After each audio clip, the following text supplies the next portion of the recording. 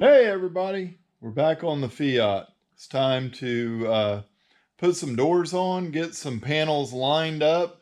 Finally done with all the paint stripper, the rust repair, the body work is pretty well wound down now at this point. I've got some specialized tools that I like to use. Everybody might not have these. I spent years using a floor jack with literally a 2x8 and a groove cut in it to jack the doors up and hold them in place, because I work out here by myself all the time, don't have the benefit of somebody holding a panel up for me. But there's always this little dude here, or dudette. She's not very good at holding stuff, and like she's kind of camera shy too. So at any rate, I've already got this door sitting on here.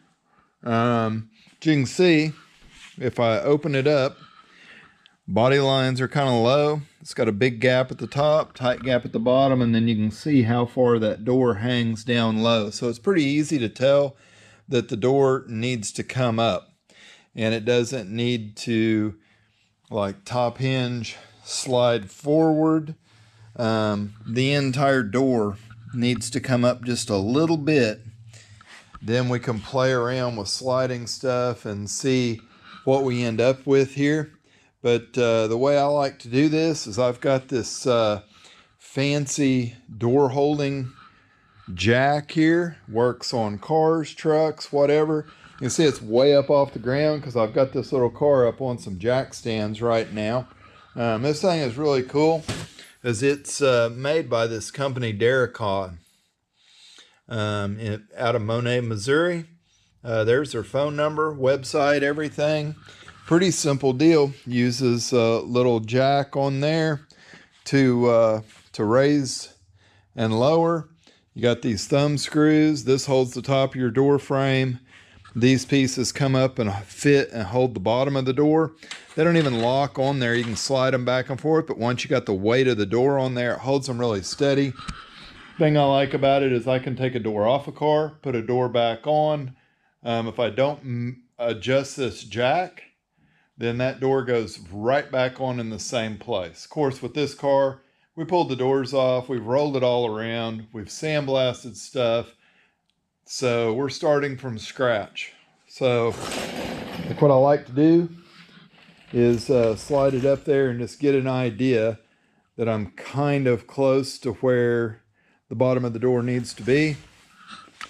We'll roll this dude out, open that door up, get it to stay. Slide this on. A lot of times I'll put rags on the bottom of it, but I just didn't take the time to do that today.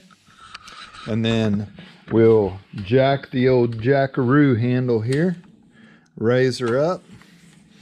Back of the door definitely needs to go up more than the front, so I'm going to do that.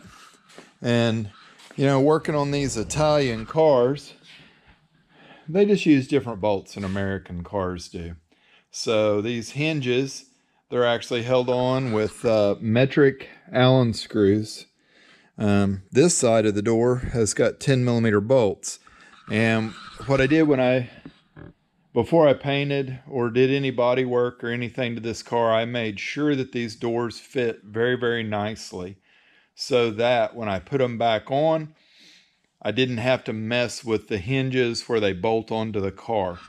So the adjustments that we have here, they'll only allow the door to slide forward and backwards, or forward and backward, and up and down. And then we can also angle the door like this. Using my hand, that seems like about the simplest way to explain the door movement.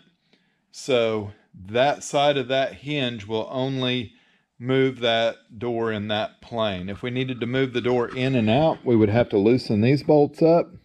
And then, of course, everything's painted, so we would crack paint and mess a bunch of stuff up. So I'm glad I don't have to do that. I'm not going to deal with it.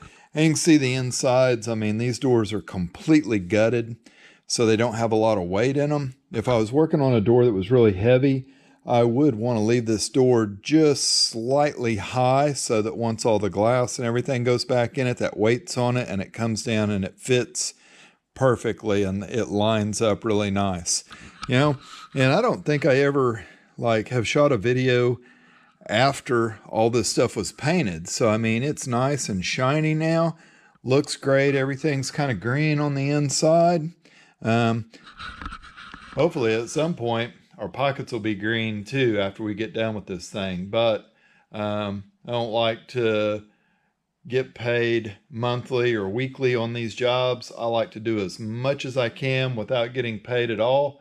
Since this isn't my primary job, that's kind of a luxury. And then when everything's done, I will ask for a nice paycheck at the very end of it.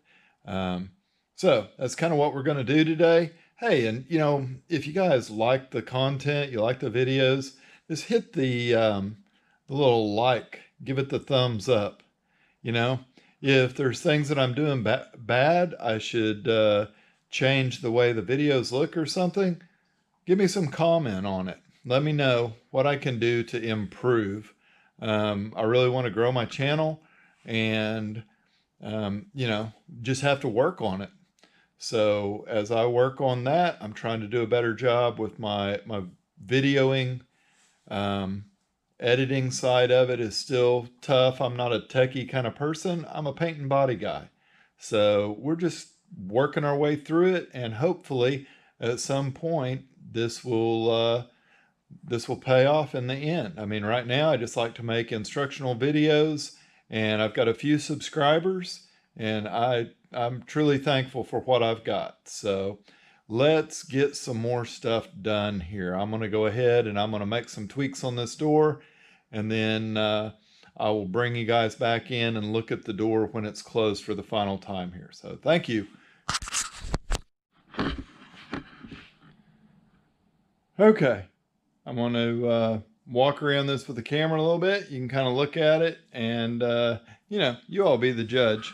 We're not welding up gaps and trying to get absolutely show car perfect on the gaps on this car. This is just like kind of how it's made. Now I'll try to even this out right here when I'm going back and doing more. I think I got a little far over this edge when I masked it off, so the gap's not quite as big as what it appears. Just that dark paint makes it look like a big old gap. Got the top of it really, really close. It is just a touch high, but I mean just pushing on that door, barely. It goes down to where it lines up really nicely. And then here, you know, looking down the door that way, she's pretty flat. We can adjust the latch, since that's not even in there right now, to hold the door open the way we want it. Got the bottom of it is really, really close, front and back. So, hey, one door down. These cars are pretty simple since the doors weigh like 2 pounds a piece. And there's only like 3 bolts in there on each one. And this car was in pretty nice shape beforehand. So hopefully we can get everything lined up quickly and move on with the paint process.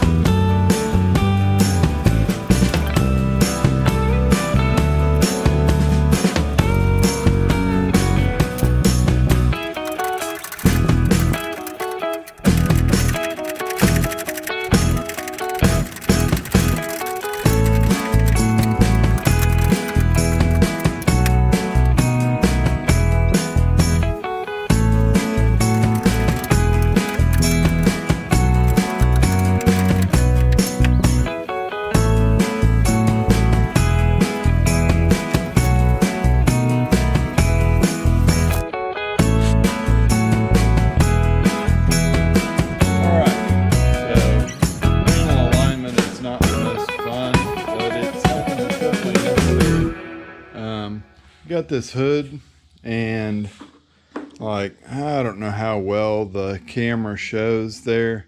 Gaps kind of wide down here, gets narrow back at the back there. Here it's kind of, it starts out this width and it gets wider back at the back. And I can look at the very front. The front of the hood's up a little bit higher than the fender is.